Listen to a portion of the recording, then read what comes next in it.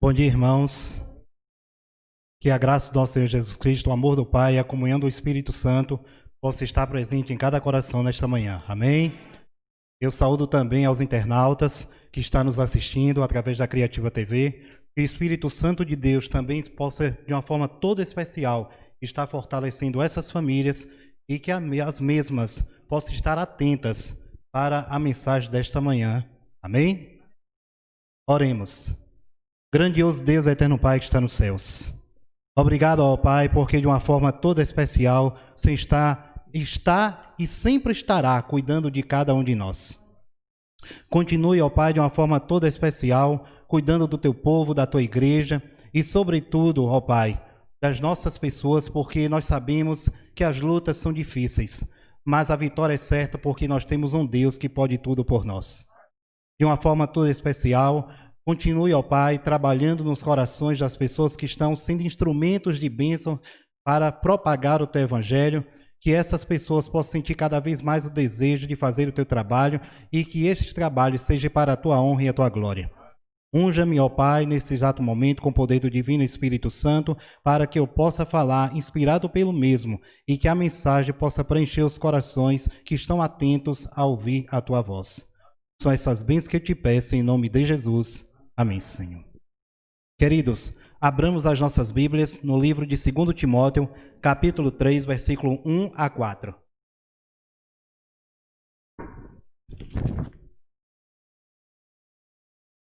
Segundo Timóteo, capítulo 3, versículo 1 a 4.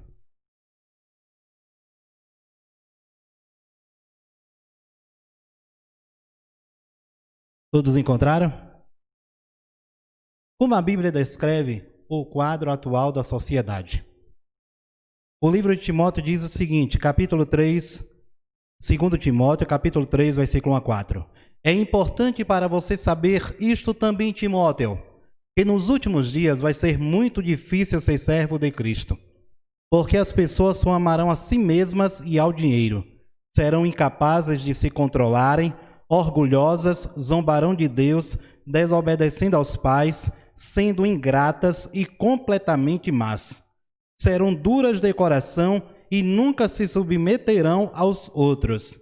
Serão sempre mentirosas e desordeiras e não se incomodarão com a imoralidade. Serão rudes e cruéis e escarnecerão daqueles que procuram ser bons. Serão traidoras dos seus amigos, atrevidas, inchadas de orgulho e preferirão ser amantes do prazer, amar a Deus.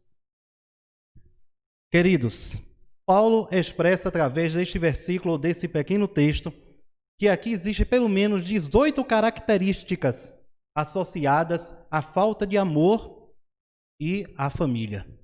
Essas 18 características nos mostram que a sociedade está em decadência.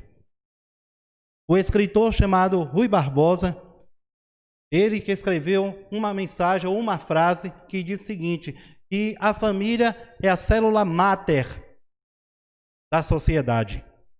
Mas essa instituição estabelecida por Deus, que devia estar pregando a ética, os princípios, os valores, ela está se deteriorando.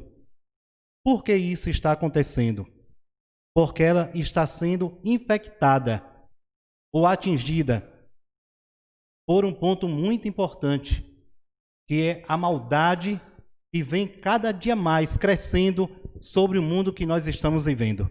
Precisamos entender, antes de mais nada, que uma família, ela tem que estar, quando ela é alicerçada em uma base sólida, chamada Cristo Jesus, a família, ela cada vez mais, ela vai apresentar para o mundo, e aí estamos presenciando, ou seja, uma família baseada em um alicerce firme chamado Cristo Jesus. Esta família vai apresentar para o mundo aquilo que tem aprendido de Jesus.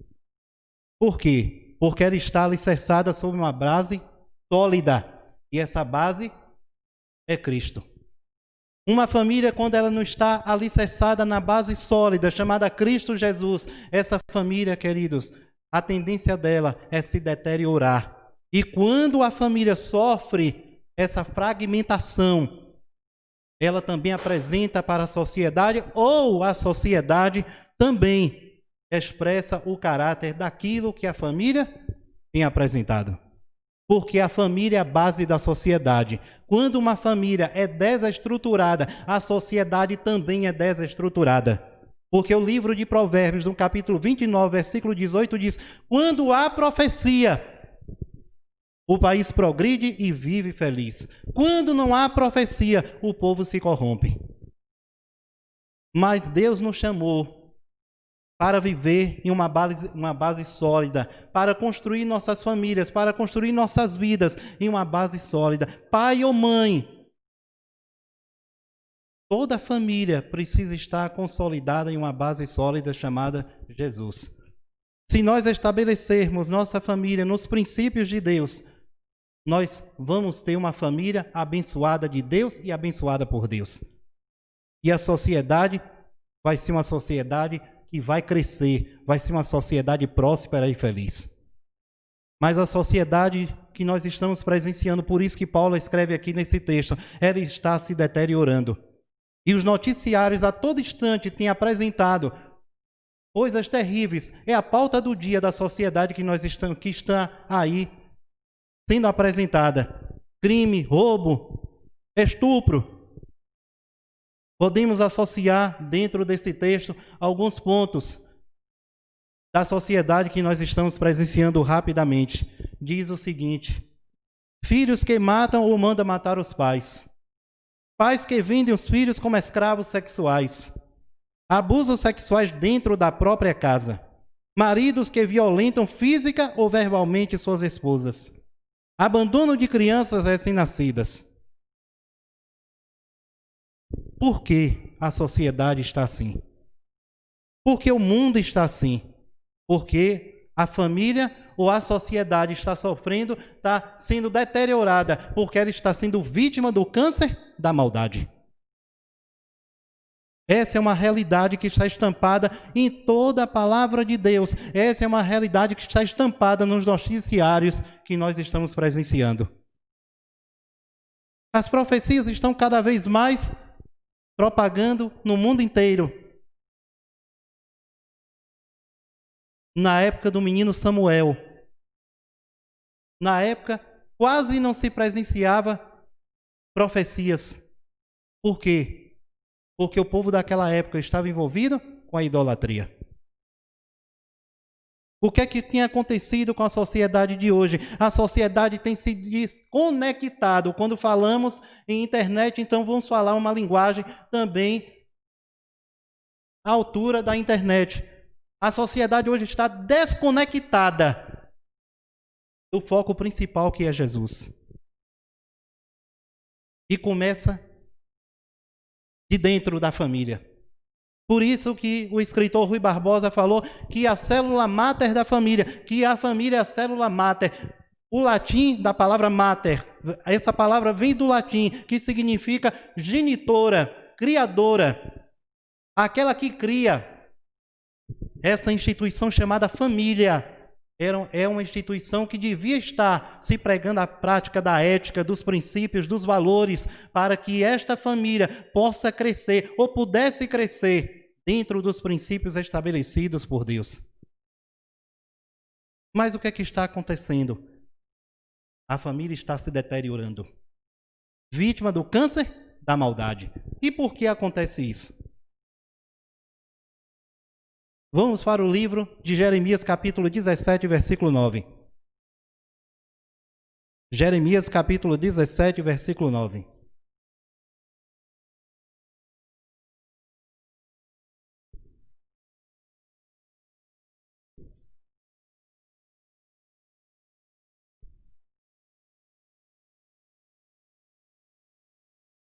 Querido, o cerne de todos os problemas da sociedade está na família.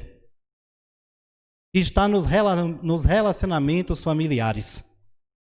O grande problema da sociedade, do que nós estamos presenciando, está dentro da família, dentro das relações familiares. Por quê? Preste atenção o que Jeremias, no capítulo 17, versículo 9, diz: O coração é mais mentiroso e traiçoeiro que qualquer outra coisa. O coração do homem é terrivelmente cheio de maldade. Não há ninguém capaz de saber até que ponto é mau e pecador o coração humano. Querido, o ser humano, o problema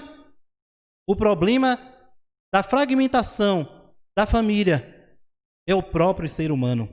O problema está no próprio ser humano. Por quê? Porque o ser humano tem um coração enganoso, traiçoeiro, corrupto.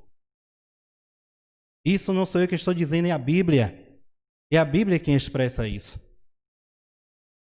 O salmista Davi, no capítulo 51, versículo 5, ele diz: em pecado me concedeu minha mãe. Então já trazemos dentro de nós o vírus do pecado, que tem assolado, tem destruído uma sociedade que devia ser uma sociedade estabelecida nos princípios de Deus, firmada nos princípios de Deus, tem sido uma sociedade destruída e deteriorada pelo pecado, porque deixou de ouvir a voz do Criador para ouvir a voz da criatura. E o que nós estamos presenciando está aí para quem quiser ver através dos noticiários. Mas o problema está no próprio coração humano. O problema não está nas leis. O problema não está em mudar leis, em estabelecer leis, em criar novas leis. O problema está no coração humano. E se nós não nos humilharmos diante de Deus verdadeiramente, nosso coração permanecerá da mesma forma que nós viemos ao mundo. Mas Jesus quer transformar o nosso coração, tirar o nosso coração de pedra e transformar no coração de carne. Amém? Eclesiastes capítulo 7, versículo 29, também nos expressa algo muito importante. Eclesiastes capítulo 7, versículo 29. E descobri também que, embora Deus tenha criado o homem justo, cada um preferiu cuidar da vida a seu modo, e todos acabaram se desviando. Eu quero ler um ponto para vocês desta mensagem. O escritor Jox McDowell mencionou o seguinte: há duas coisas que causam casamentos infelizes: homens e mulheres. As pessoas têm se afastado tanto de Deus que as famílias têm ficado expostas às avalanches da maldade. Portanto, a princípio, não é a instituição família que está em crise, é o ser humano. A reforma da família deve começar com uma pessoa. Primeiro eu, outro, depois outro e assim sucessivamente. Se essa reforma não acontecer dentro de nós, individualmente, jamais alcançaremos as mansões celestiais. Jamais alcançaremos o progresso, seja em que posição você estiver, jamais alcançaremos o progresso. Jamais alcançaremos a verdadeira felicidade.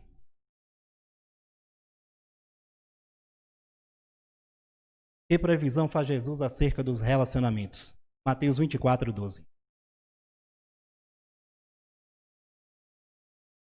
Esse eu sei até de memória. Por se espalhar a iniquidade, o amor de muitos esfriará. Quando vimos uma criança sendo jogada de uma janela para fora pelos próprios pais, quando vemos um pai alcoolizado espancando os filhos, chegamos a entender que o clímax da profecia está no seu ponto morto. Em outras palavras, já chegou no seu ponto quase no seu limite estabelecido. A profecia diz, melhor dizendo, nós temos meios de transportes, temos tudo o que nós poderíamos imaginar. Temos amigos visuais, temos amigos pela internet, temos meios de transportes, temos casas, temos moradia, temos tudo que nós imaginávamos ter, ou quem sabe não imaginávamos ter, nós temos. Se nós formos olhar, nada nos falta. Mas é aí que nós estamos equivocados.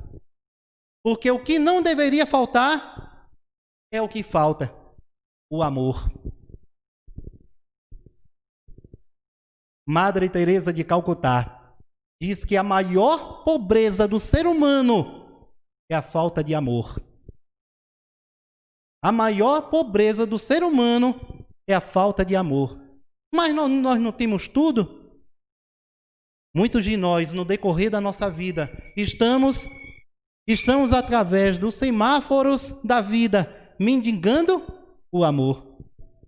Mendigando uma palavra de amor, mendigando o verdadeiro sentimento que poderia estar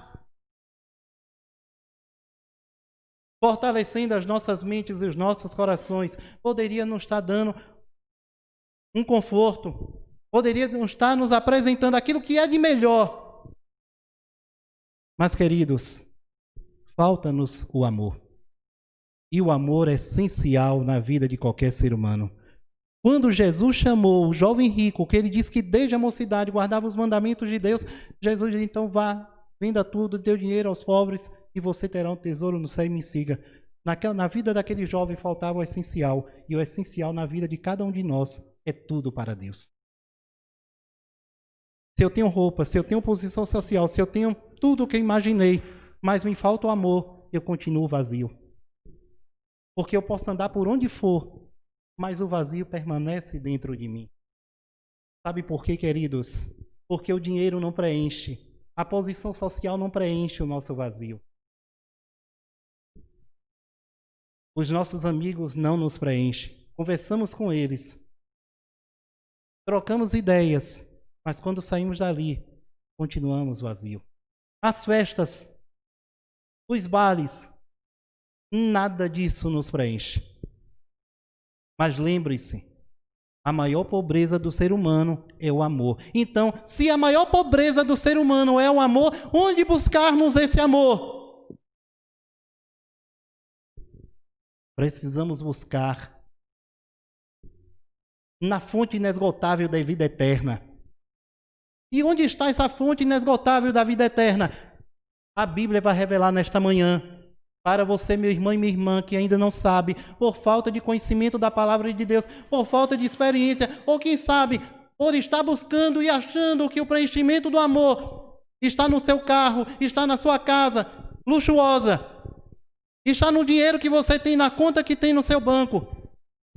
Eu quero dizer para você, e o Espírito Santo de Deus nesta manhã vai dizer para você, onde está esta fonte inesgotável de vida eterna. Vamos para o livro de 1 João, capítulo 4, versículos 7 e 8.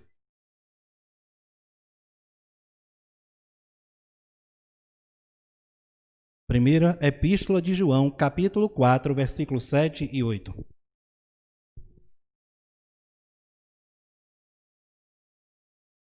Amém? Queridos amigos, amemo-nos uns aos outros, pois o amor provém de Deus. E aqueles que amam mostram que são filhos de Deus e conhecem a Deus. Mas se alguém não ama, demonstra que não conhece a Deus, porque Deus é amor. Aqui está a fonte inesgotável da vida eterna. Certa vez, Jesus se deparou com uma mulher, mais conhecida como a mulher samaritana. E aquela mulher já tinha 5 maridos, já teve 5 maridos, e o que estava ao lado dela não era marido dela. Mas eu tenho encontro com Jesus. Jesus sondou, estudou o coração daquela mulher, o interior do coração, não olhou de forma superficial, porque Deus é Deus. Deus olha de forma interior, ele olha o dentro e não olha o fora. E ao olhar para aquela mulher, ele sentiu a maior necessidade que aquela mulher carecia. E era preencher o vazio do seu coração. Talvez, queridos, essa não é a questão de julgarmos aquela mulher porque ela tinha 5 ou 6 ou 10 maridos. Quem somos nós? Nem o próprio Jesus a julgou. Ou a condição que aquela mulher se encontrava. Mas a necessidade que aquela mulher tinha de preencher aquele vazio. Quem sabe por falta de conhecimento da palavra de Deus, por estar com a mente obscurecida pelo pecado, como muitos de nós estamos.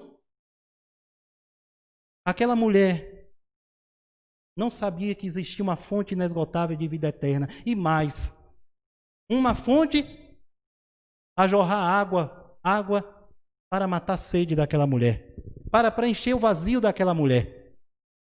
E às vezes nós não somos diferentes daquela mulher. Nós buscamos preencher esse vazio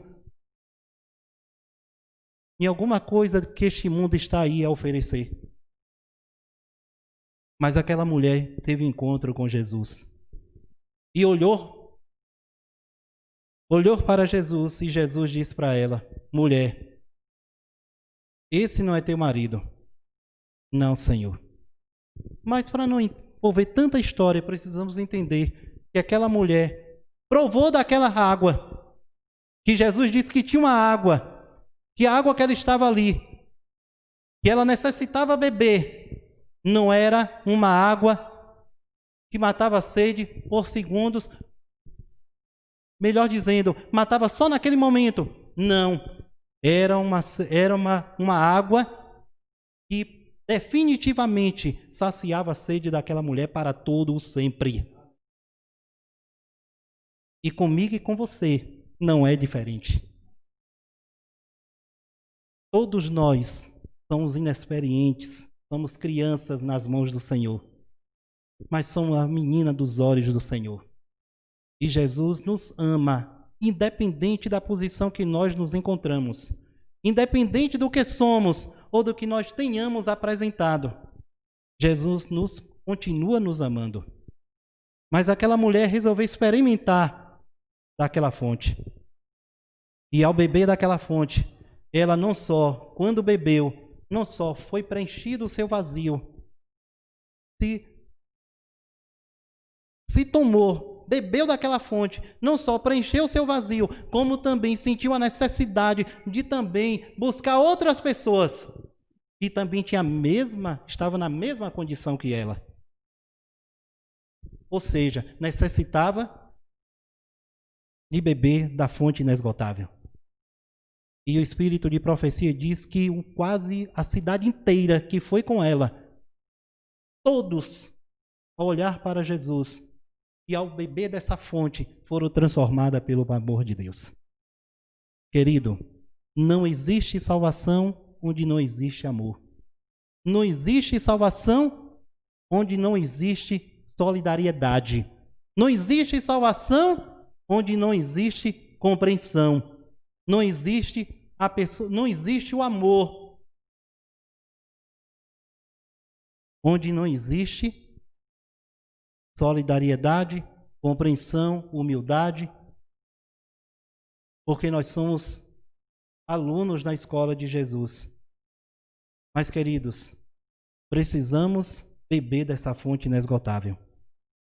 Alunos todos somos, mas precisamos compreender que todo aluno que entra na escola de Jesus, ele só permite ser reprovado se ele quiser.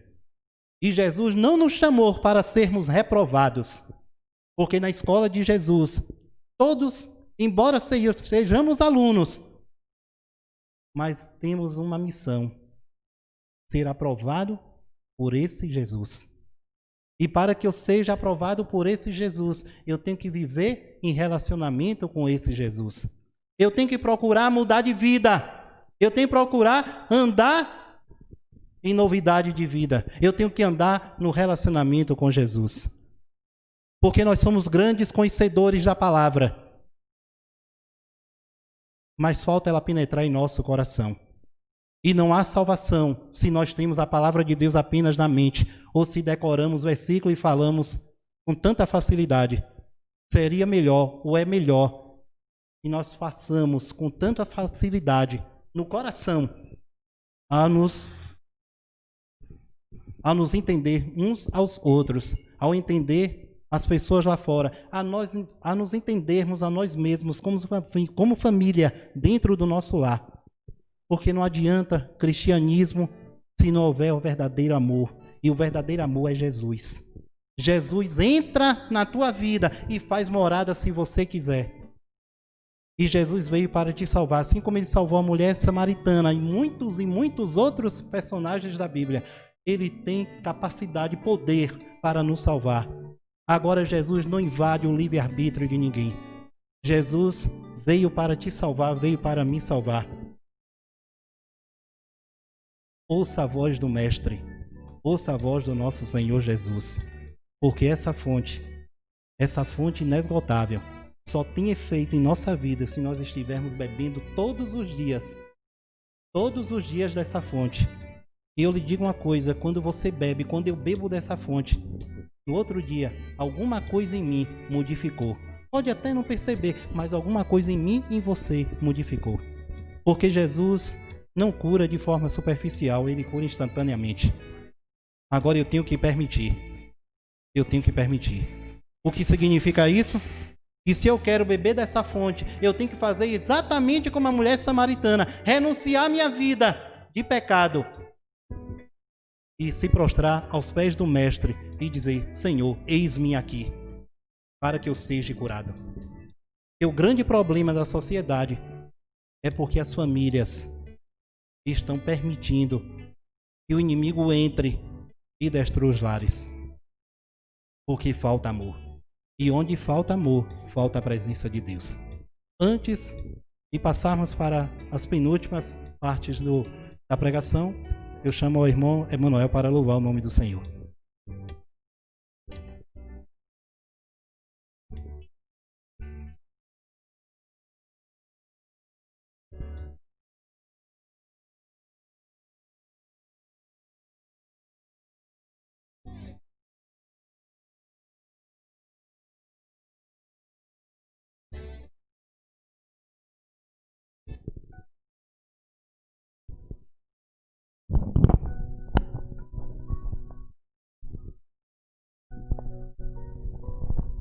Bom dia, feliz sábado.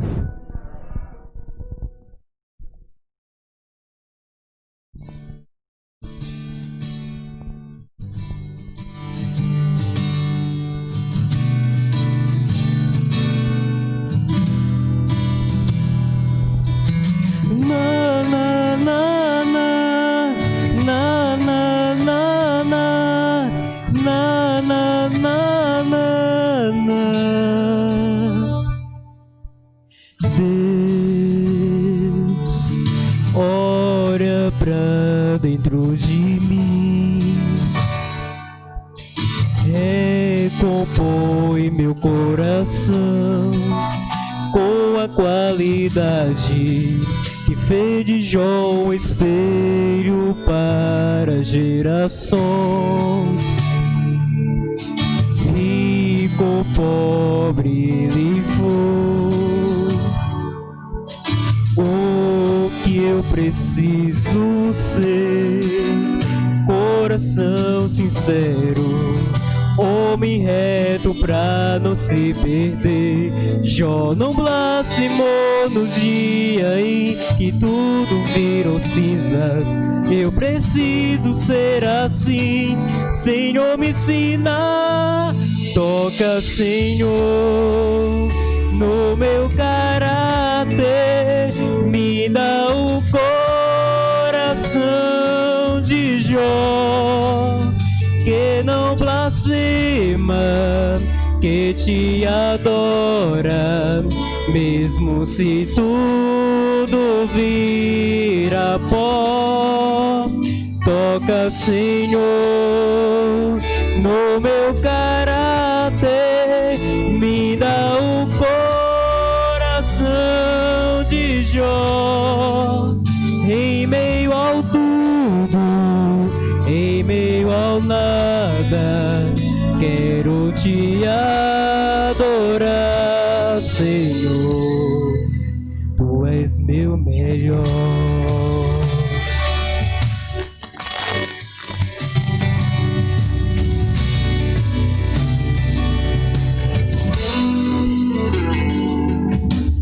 Jó, rico, pobre ele foi, o que eu preciso ser, coração sincero, homem reto pra não se perder. Jó não blasfemou no dia em que tudo virou cinzas. Eu preciso ser assim, Senhor, me ensina. Toca, Senhor, no meu caráter, me dá o coração de Jó, que não blasfema, que te adora, mesmo se tudo vira pó. Toca, Senhor, no meu caráter, me dá o coração de Jó.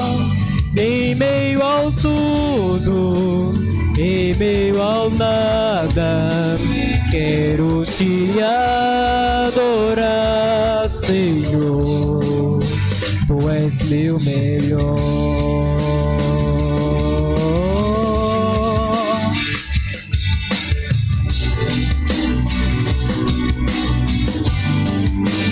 Toca, Senhor, no meu caráter, me dá um coração de Jó, que não blasfema, que te adora, mesmo se tudo vira pó. toca, Senhor, no meu caráter, me dá o coração de Jó.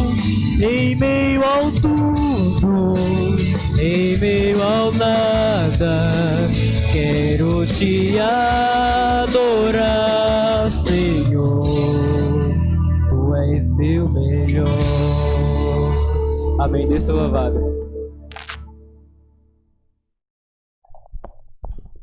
Que Deus continue te abençoando, meu irmão. Queridos, abramos as nossas Bíblias em Hebreus 13, 4.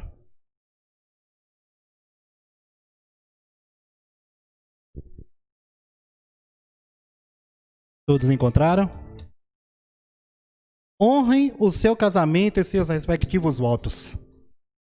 Honre também o leito conjugal, que é sem mácula, porque Deus julgará todos os que são imorais ou cometem adultério. Algumas pessoas realmente acreditam que estamos vivendo a fase apocalíptica dos casamentos.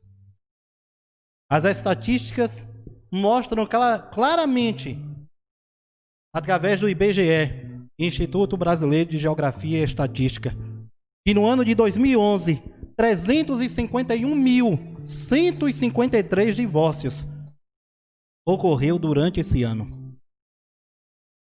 Uma média que chegou quase ao recorde de 45% e mais. Nesse mesmo ano, a média de casamentos reduziu para 15. 15 anos.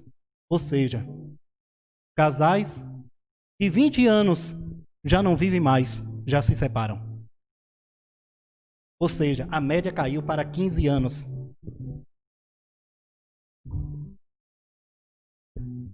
Dentre os vários motivos, a gente fica a perguntar: onde foi a brecha? Onde está a brecha? A brecha foi estabelecida através da Constituição Federal e criou a oportunidade para se entregar a carta de divórcio. A lei magna? Sim, a Constituição Federal.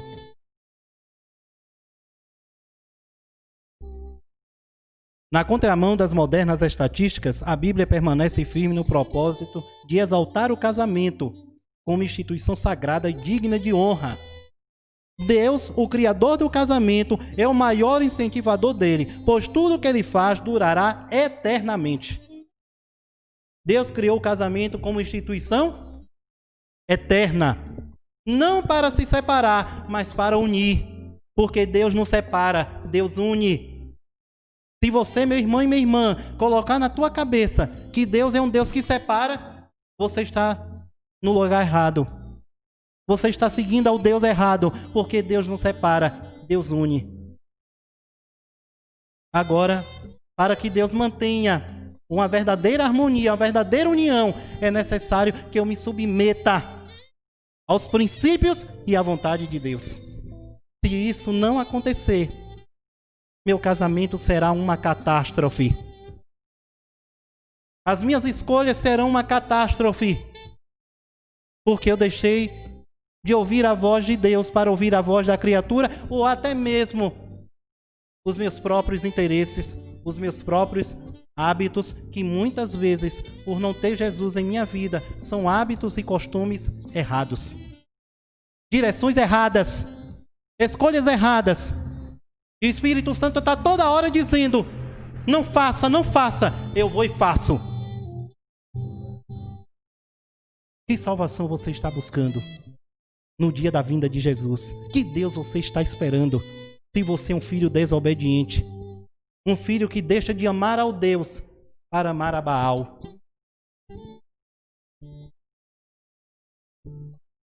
Jesus tem poder.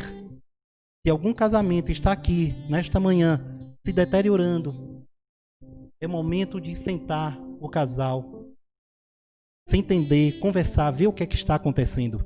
Sabe por quê, queridos? Porque Jesus mostrou aqui que tem poder para transformar a água em vinho, como nas bodas de Caná. O que significa isso? Que Deus tem poder para transformar também aquilo que é imperfeito em perfeito. Agora eu preciso ver o que é que está acontecendo comigo. Como é que eu estou dentro do meu lar? Como é que eu estou com minha esposa? Como é que eu estou com meu esposo? Porque foi dito aqui, na hora que eu estava ali sentado, foi dito que Jesus sonda os corações e conhece os corações, sim. Jesus conhece muito bem. E no dia da volta de Jesus, não vai ter novo tempo, não vai ter pastores credenciados de alto nível, não menosprezando a Novo Tempo, não menosprezando esses pastores, mas é porque às vezes a gente olha para o homem, mas não olha para Jesus. E o nosso alvo é olhar para Jesus. Porque quando olhamos para Jesus, nós não nos decepcionamos. O homem é frágil, o homem é matéria. Jesus é perfeito. E quando nas bodas de Caná estava ali, faltando vinho, foi preparada 2 talhas. Segundo a história, diz que elas continham em torno de 80 a 120 litros. E quando Jesus mandou que servisse aquela água, mandou que enchesse aquelas talhas e servisse, o vinho já tinha acabado. Muitos estavam ali tristes. Mas, queridos, quando ele mandou que o serviçal ou alguém levasse até o dono da festa, e quando tirou de dentro daquela talha, a água não era água, era vinho.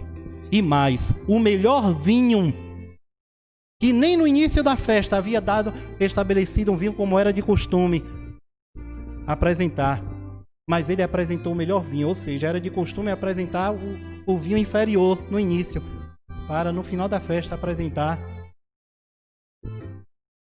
o melhor. Jesus apresentou no final da festa o melhor, porque o melhor vinho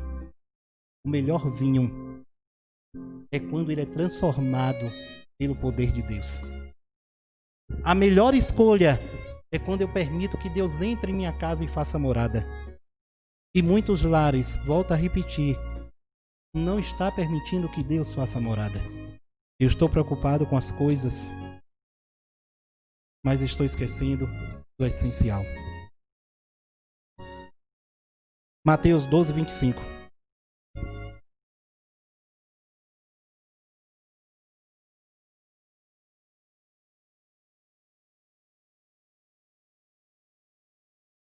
Amém? Jesus conhecia seus pensamentos e respondeu: um reino dividido acaba em ruína. Uma cidade ou uma casa dividida contra si mesma não pode permanecer. Certa vez, vou ler esse texto aqui. Certa vez, li uma frase irônica de Max Nunes: marido e mulher só olham na mesma direção quando a TV está ligada. Infelizmente, a falta de unidade e foco tem destruído muitos lares. Para alguns casais, até a escolha da marca do sabonete gera discussões infindáveis. Jesus diz que uma casa dividida dificilmente permanecerá em pé. É claro que nem sempre estaremos com a razão. Mark Baker disse: temos duas escolhas no casamento. Podemos ter razão ou podemos ser felizes. Uma família deve buscar a sabedoria de Deus para contornar os desafios que a vida impõe, visando sempre a cooperação e a unidade. Lembremos que nunca devemos permitir que um problema a ser resolvido se torne mais importante do que uma pessoa a ser amada. O problema, seja qual for o problema que você estiver passando dentro ou fora do teu casamento, não é maior do que o Deus que você tem. Não é maior do que o Deus que nós temos. Se é que você propaga uma fé verdadeiramente em Deus. Que dificuldades iremos enfrentar, e muitas. Mas Deus é maior do que essas dificuldades. Amém? Então, queridos, eu quero também ler outro ponto. O Dr. David Roeben, ele fez a seguinte comparação. O casamento é como uma longa viagem em um barco pequenino. Se um dos dois passageiros começar a fazer o barco balançar, o outro tem que segurá-lo, fazê-lo ficar firme, senão irão ambos para o fundo.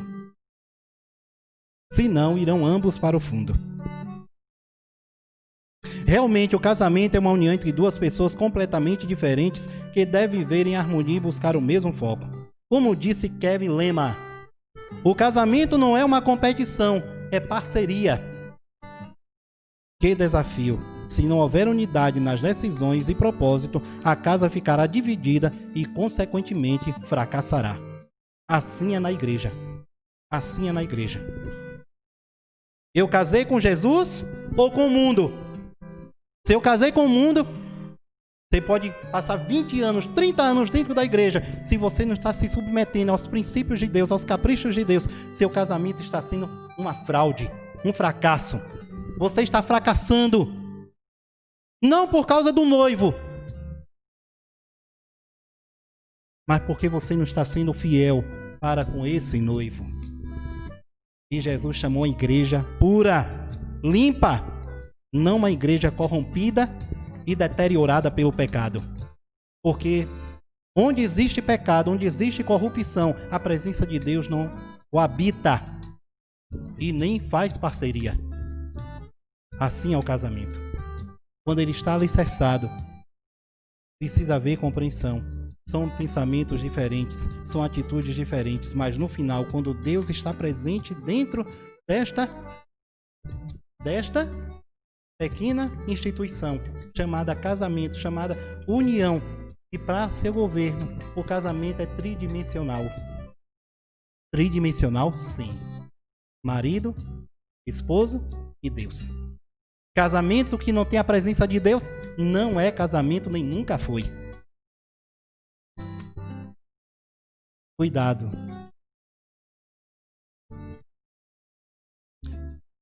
Finalizando a mensagem desta manhã.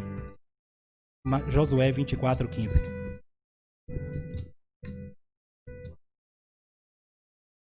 Josué 24:15.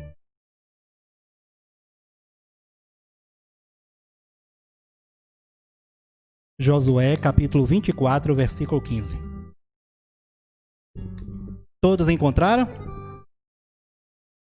Aqui diz: se, porém, vocês não desejam obedecer ao Senhor, escolhe hoje a quem irão servir.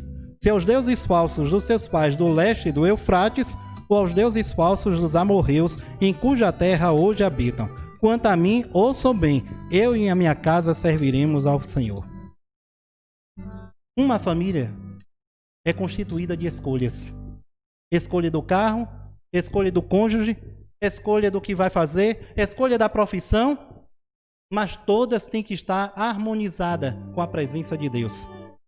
Todas têm que estar associadas aos princípios de Deus.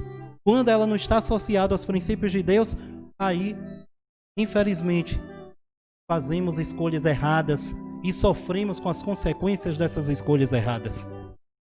Não é o que a Bíblia diz? Aquilo que o homem semear, ele colherá. Isso está em Gálatas, capítulo 6, versículo 7. E quando nós escolhemos caminhos errados, escolhas erradas, atitudes erradas, nós sofremos as consequências, porque efeito e causa.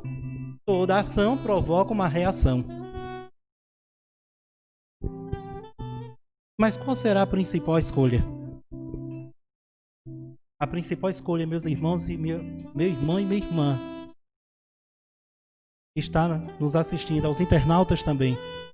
Você, família que está nos assistindo, a melhor escolha está nos braços do Senhor Jesus. A melhor escolha é andar em relacionamento pleno e verdadeiro com Jesus. Defeitos possuímos, foi falado aqui através da mensagem.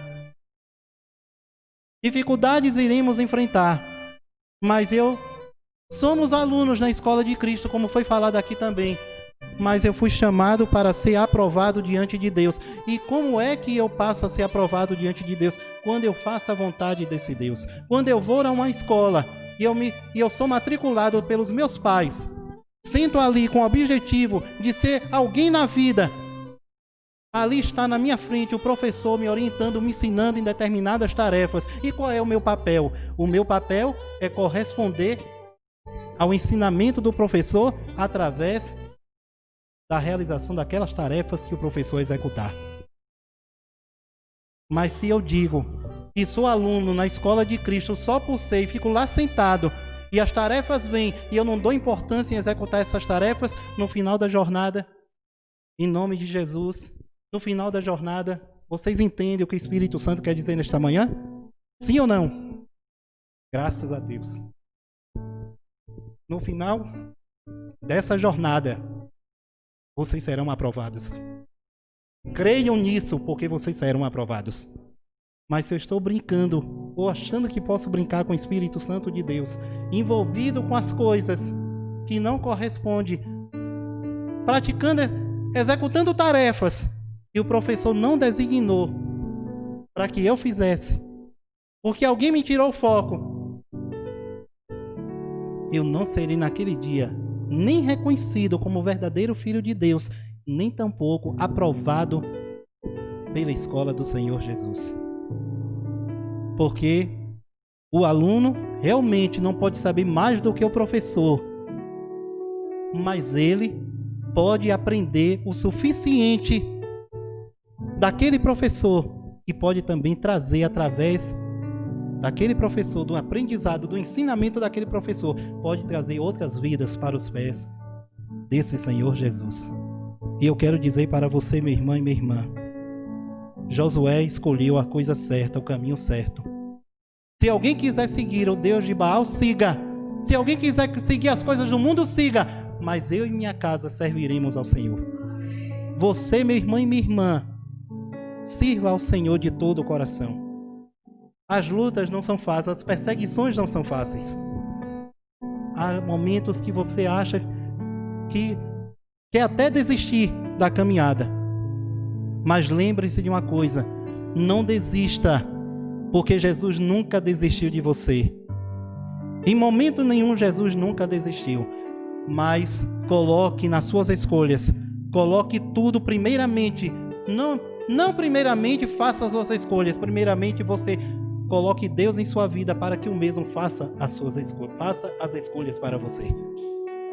Não faça as suas escolhas de forma impensada, de forma irrefletida, de forma inconsequente, porque no final será caminho de morte.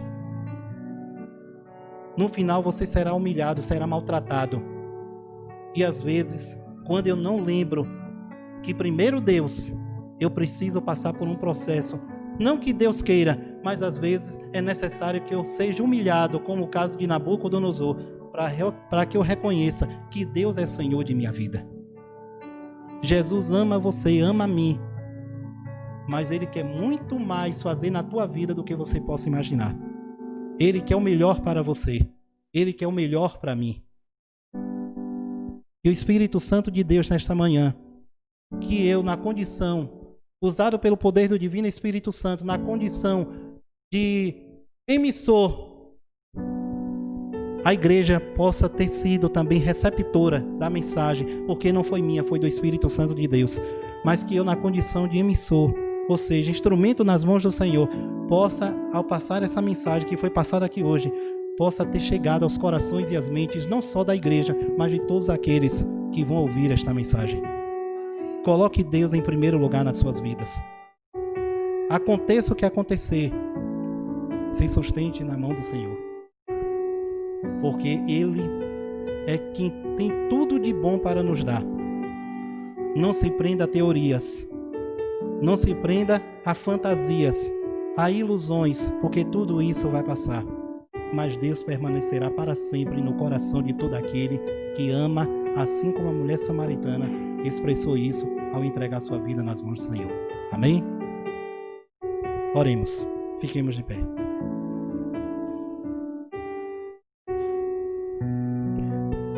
Senhor Deus, eterno Pai que está nos céus. As lutas, as dificuldades, os problemas são grandes. As batalhas são grandes. Mas nós temos a certeza que nós temos um Deus que é maior do que todas essas batalhas e pode tudo por nós. Ó Pai, toma-nos em Tuas mãos. Fortaleça a nossa fé. Endireita as nossas veredas. Abra o nosso coração, se ainda não estiver aberto, para ouvir a Tua voz e atender ao Teu chamado. E que nós possamos, ao abrir o nosso coração, permitir que o Espírito Santo de Deus faça morada e que nós possamos sair com a certeza, ó Pai, de que tivemos um encontro contigo. Ó Pai, saiamos para a batalha, mas coloquemos a Tua pessoa como comandante à frente dessa batalha, para que a vitória seja certa. Porque se nós estivermos colocando a Tua pessoa como comandante de todas as nossas batalhas, nós seremos vitoriosos. Continue abençoando cada família aqui representada, em especial a família dos internautas, a todos aqueles que estão nos assistindo, que o Espírito Santo de Deus possa, através dessa mensagem, tocar os corações que se dispuseram a ouvir a Tua voz e atender ao Teu chamado. Perdoa as nossas falhas, nossos pecados, conduza-nos com Teu poder por caminhos retos, é o que nós pedimos em nome de Jesus. Amém, Senhor.